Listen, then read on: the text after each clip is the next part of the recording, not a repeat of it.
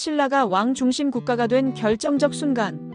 부체제 중앙 집권 체제의 역사적 과정. 신라 사회는 4세기부터 점차 질적인 변화를 겪기 시작했습니다. 그러나 이러한 변화가 정치 체제에 깊이 반영되어 왕을 중심으로 한 안정적인 고대 국가 체제가 완성된 것은 중고기, 즉 버풍왕대부터 진덕여왕대까지 이어지는 약 140년 동안의 일입니다. 이 시기는 고대 국가 성립기로 불리며 특히 지증왕대와 버풍왕대의 고대 국가의 기본 틀이 완성되었습니다. 버풍왕 7년 520의 율령을 반포하면서 전국을 일원적인 법질서 아래 두었고 이후 진흥왕 진평왕 선덕 여왕 진덕 여왕대에 걸쳐 정치제도가 꾸준히 보완 정비되었습니다. 무열왕과 문무왕대에는 다시 큰 변화를 맞이했지만 중고기의 정치체제 근간은 버풍왕대의 율령 반포로 일단락되었다고 볼 수 있습니다. 중고기에 완성된 고대 국가 체제의 핵심은 중앙 집권 체제의 확립입니다. 율령 반포와 불교 공인은 강력한 왕권을 뒷받침하는 필수 요소로 여겨집니다. 반면 그 이전 상고기의 정치체제는 부체제부제로 불렸습니다. 각 부가 독립적인 정치 조직과 권력을 가지고 있었기 때문에 왕권보다 부의 대표자들이 중요한 결정을 공동으로 내리는 구조였습니다. 따라서 신라가 중앙 집권 체제를 갖추는 과정은 부체제를 극복하고 왕권을 강화하는 과정이었습니다. 신라가 4세기에 김씨 세스방조를 세우고 마립간 칭호를 사용하며 급격한 정치적 성장을 이룬 데에는 외부 요인도 있었지만 무엇보다 신라 사회 내부의 독자적 발전이 먼저 이루어져야 했습니다. 생산력 발전, 인구 증가, 사회 구조 변화가 정치 세력 성장의 기반이었습니다. 농업 생산력의 획기적 발전은 4세기 이후 철제 농기구 보급과 우경 도입으로 시작되었습니다.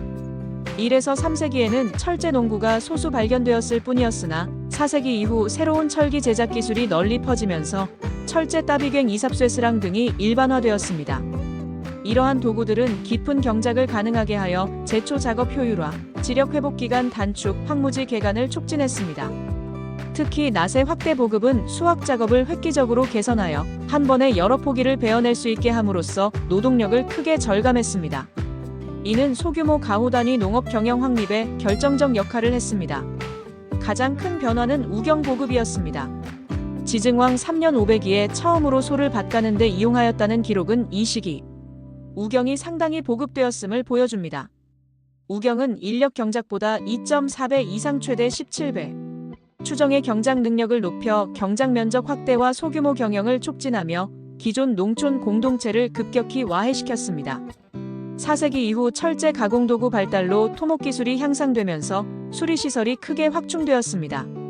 놀지마립간 13년에 둘레 2170보 규모의 살제를 축조했다는 기록이나 버풍왕 18년에 전국 제방을 수리하라는 지시는 이미 여러 곳에 대규모 수리시설이 만들어졌음을 보여줍니다.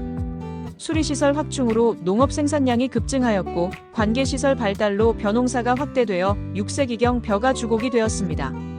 이러한 농업 생산력 발전은 잉여 생산물을 증가시켜 상업과 수공업 발달을 촉진했습니다. 소지마립간 12년에는 경주에 처음 시장이 개설되었고 지증왕 10년에는 동시가 개설되면서 동시전을 관할하는 관청이 설치되었습니다. 운송도로망도 정비되어 놀지마립간 때의 우거 사용법이 보급되었고 소지마립간 9년에는 전국에 우역이 설치되었습니다. 수공업은 4에서 6세기 적성목곽분의 화려한 부장품 금관 등을 통해 발전상을 확인할 수 있으며 야철 전문 집단이 일찍부터 등장했습니다. 경제적 발전은 경주 도시화를 가속화했습니다. 자비마립간 12년에 경주박리 이름을 제정했다는 기록은 도시 규모가 급격히 확대되었음을 보여주며 지증왕 15년에는 아시촌에 소경이 설치되어 지방 도시도 성장했습니다.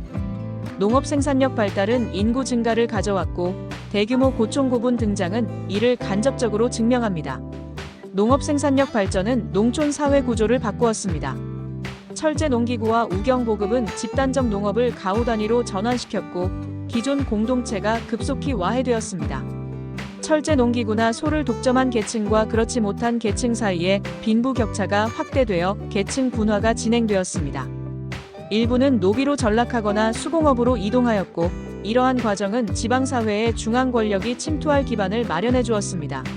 삼국은 모두 초기 부족연맹체로 출발했으며 가장 먼저 주목되는 것은 5부 또는 6부입니다. 신라의 6부는 사로 국경주 주변의 육촌이 발전한 것으로 한자로 탁사탁 회사 회량 등으로 표기되었으며 돌이나 벌의 의미로 지역 집단을 나타냅니다. 육부는 경주 분지를 중심으로 한 건국 주체 집단으로 지방 소국들과 달리 정치적 우월성을 가졌습니다. 중국이 이전에는 경위가 육부인에게만 주어졌고 지방민에게는 외위가 주어졌습니다. 신라 육부는 이사금 시대에 이미 경주 일대에서 성립했다고 보는 것이 타당합니다. 유린 이사금 9년에 육촌을 육부로 개명하고 각각의 성을 하사했다는 기록은 육촌 사회가 재편되었음을 암시합니다. 지증왕대 영일 냉수리비에 4개 부 이름이 등장하는 점으로 보아 육부 성립은 훨씬 이전으로 올라갑니다. 각 육부는 독자적인 영역 정치 조직 관료 체제를 가지고 있었습니다. 왕은 한 부의 대표자에 불과했으며 버풍왕대까지 왕이 특정 부에 소속되어 있다는 기록이 남아 있습니다. 중요한 정치 결정은 부대표자들이 모인 화백회의에서 이루어졌습니다. 화백은 각 부대표자들이 모여 국사를 논의하는 회의로 신당서에는 한 사람이라도 반대하면 그만둔다는 원칙이 기록되어 있어 초기에는 합의제 성격이 강했습니다. 삼국유사의 진덕여왕대 기록이나 영일 냉수리비에서 보듯 초기 화백회의는 육부 대표자들이 주축이었으나 시대가 내려오면서 유력한 부가 주도권을 잡고 회의 성격이 귀족회의로 변질되었습니다. 부체제는 왕권이 부를 초월하지 못한 부종연맹체의 특징을 드러내며 중앙집권체제로의 전환은 부체제를 극복하는 과정을 통해 이루어졌습니다.